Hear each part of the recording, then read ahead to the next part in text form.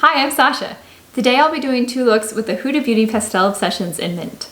I also have separate videos with two looks from the Rose Obsessions and the Lilac Obsessions. I'll link these in the description below. Here are the swatches for the Mint Obsessions palette. There are 4 mattes, 3 shimmers, and 2 swirls. The shades are primarily in the minty green or turquoise range, with a bit of peachy tan for contrast. The shades range from a light mint to deep, bold tan and turquoise. So I wanted to do 2 different looks for you to show the range of this palette. To get started, I'm going to take this nice medium mint shade on a big fluffy brush. I'm just going to work that all over the lid as a base color. I'm also going to take it a little bit up into the crease. While these are pastel shades, these mattes do seem to have a good bit of pigment to them. It's nice because you don't have to use a lot for the color to show up. Now I'm going to take this small fluffy brush into this deep teal shade. I'm just going to work that in a diagonal direction on the outer corner of the eye and up into the crease. I really love deep teal shades like this. I think they're just so beautiful and they feel a lot like spring to me. They kind of remind me of like the ocean or the sea. I was kind of surprised to see something that had so much blue in it in this pastel palette, but I'm not complaining. Just going to put a little bit more color on just to make sure it's nice and bold. Now I'm going to take this small smudge brush into this light minty shade here. I'm going to work that into the inner corner as a highlight. This one doesn't seem to be showing up dramatically different than this other minty shade here. I feel like they're actually pretty similar. This one might have a bit more blue in it though, so that might be the major difference. I'm also taking a small smudge brush into this deeper mint shade and just making sure to work this all along the lash line. I don't think I'll be wearing eyeliner with this, so I want to make sure the shade is nice and bold up to the entire lash line. Now I'm going to take that same smudge brush into this minty green shade again and work it along the lower lash line. I'm just going to go about halfway across, not all the way. I'm also trying to make sure to connect it with the outer corner of the eye with the shades we have above it. I really like this brush. It's a small smudger. It's like smaller than almost all the other smudgers I have. This one is a Morphe JH39. It seems to work really well, especially in small spaces like the inner corner or under the lash line. I'm going to take some of this lighter pastel shade here and work it in the inner corner. We're just kind of echoing the same thing that we did up above. And then I'm going to take a little bit of this deeper teal shade and work it on the very outer corner of that lower lash line. I want to make sure to smudge it in and blend it in with the other shades we have going on there as well. If you wanted to, you could leave this as a nice soft matte look. However, I wanted to try out some of these shimmery shades today, so I'm going to go ahead and dip into those. First, I'm going to use some of this beautiful teal swirl shade. This one is really interesting. It's kind of a creamy formula, so I think it'll work best with my finger. I'm just going to take a little bit of this and kind of stamp it on the eyelid. If you take it and smudge it out too much, the glitter's not going to be very concentrated. So if you want it to look more bold, I think a stamping motion tends to work a little bit better for that. So I'm trying to focus this mainly on the center of the eyelid, and I'm working a little bit to blend out those edges so it doesn't look like it has a harsh line. Now I'm going to take this small smudger brush and get a little bit of that blue glittery shade as well. I'm going to stamp it on the lower lash line. I find these creamy shades a bit hard to pick up with the brushes. I think they tend to work better with your fingers, but since this is such a fine area, I really feel like the brush is the way to go. Now I just want to do a little bit of contrast in the inner corner, so I'm going to take my pinking finger into this beautiful shimmery mint shade. This one is a pretty light green, so I think it'll be really pretty in the inner corner as a highlight. As I put it on, it's not a dramatic difference between this and the glittery teal shade, but it just adds a little extra something. Now I'm going to use that same little smudger brush on the other side and get a little bit of that glitter shade so I can stamp it into the inner corner as well. Well, this certainly came out way more glittery than I was expecting. I think only this kind of bronzy tone here might be more shimmery. The rest of them seem like they're definitely like heavy glitter shades. If you've been enjoying this video, please like or consider subscribing. I post new beauty videos every Tuesday and Thursday at 10 a.m. Central. I'd love to see you there. Don't forget to hit that notification bell so you can be the first to watch my new videos. For mascara today, I'm going to use this Water Beauty Unlashed Volume and Curl Mascara. I really like this one because it has a nice curved brush. I think it makes it a lot easier to control and get a precise application than some of like the super big, super fluffy brushes, for example. Just kind of wiggle this on from root to tip.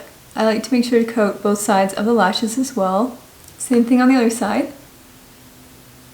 Now I'm just going to do a tiny bit on the lower lashes. So that's it for the eye look. You can jump ahead to look number 2 in the description or continue watching to see me finish off the rest of this face. Now I'm going to use some of this Bare Minerals Gen Nude Powder Blush in that peach though. This one is a really nice soft peach shade. I especially like using it with things like soft greens and soft kind of teal colors. I think it makes a really nice contrast and just looks really natural because it's such a soft color. Now I'm going to use the Too Faced Born This Way Turn Up the Light highlighting palette. I'm going to use this shade on the end here called Glow. It has a bit of sparkle to it, but it's kind of a more subtle or natural glow. It's not like a blinding highlight or too shimmery.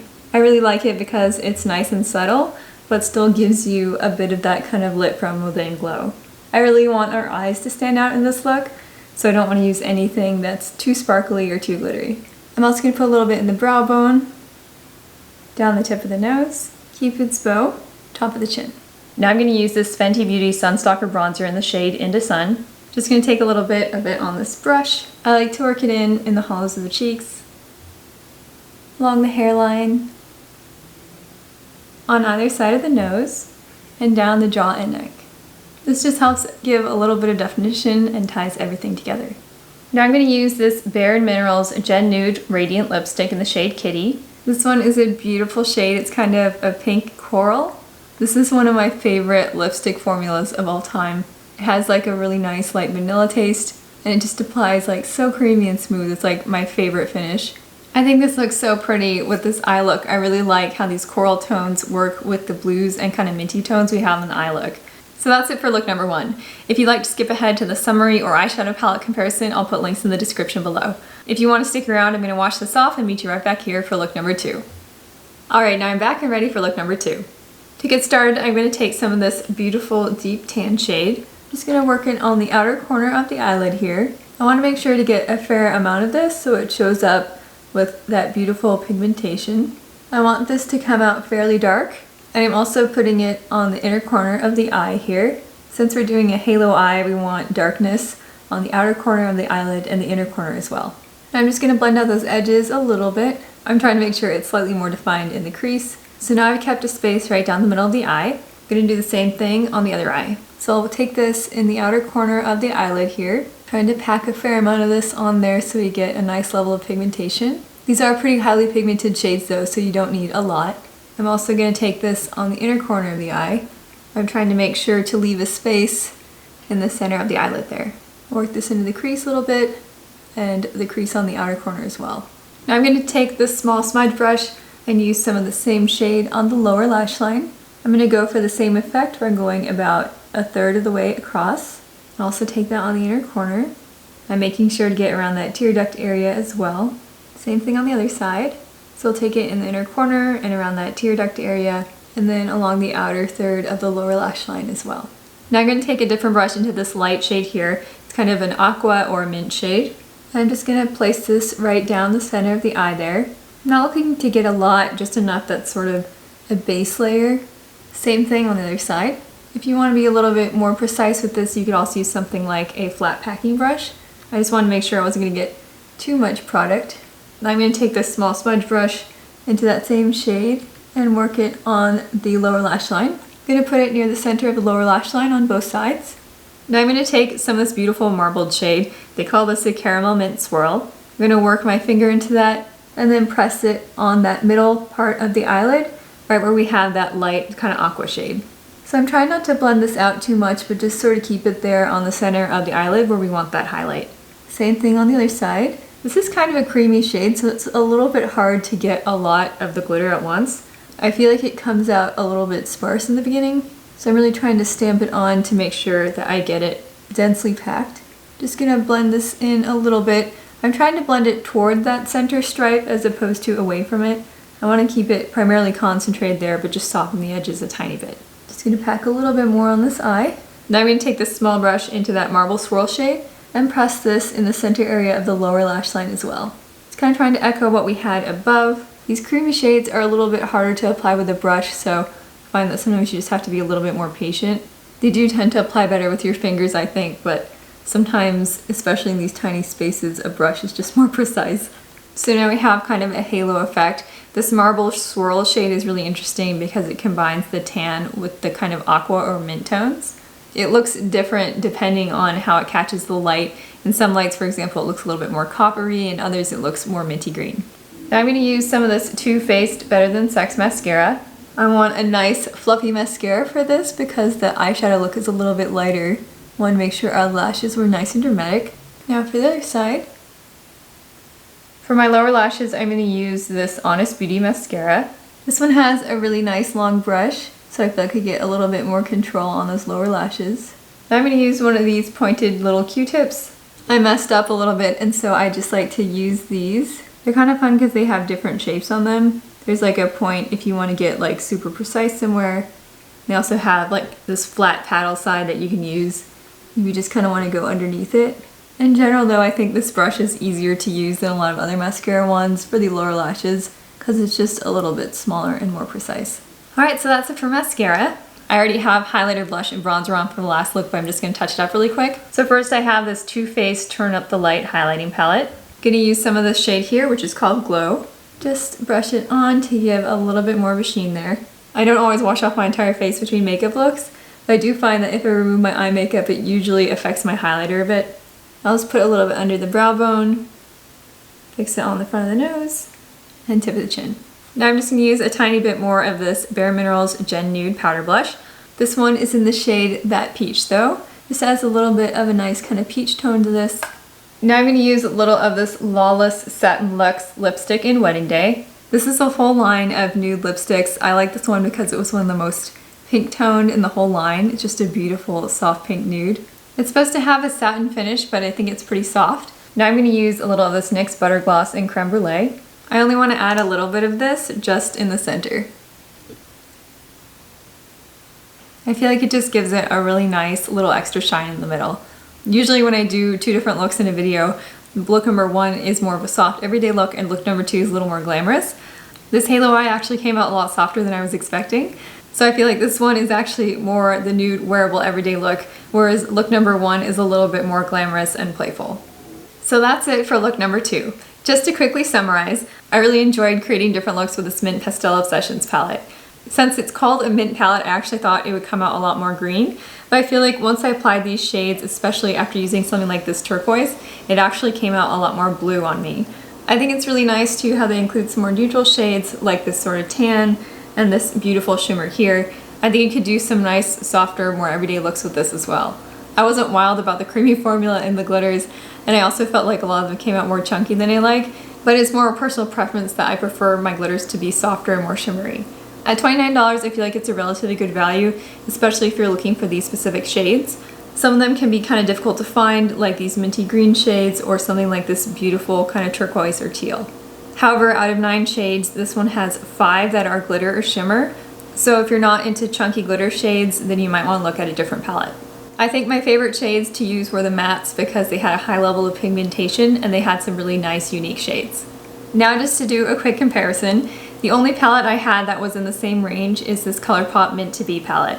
As you can see, it's entirely focused on the green shades, whereas the Huda Beauty palette has more neutral shades. Also, this ColourPop palette has a wider range of tones, going from the pastel to a nice deep green, whereas the Huda Beauty palette focuses more on the light and medium tones, but includes some different shades like tan and turquoise. At only $12, this ColourPop palette is a fraction of the price of the Huda Beauty palette.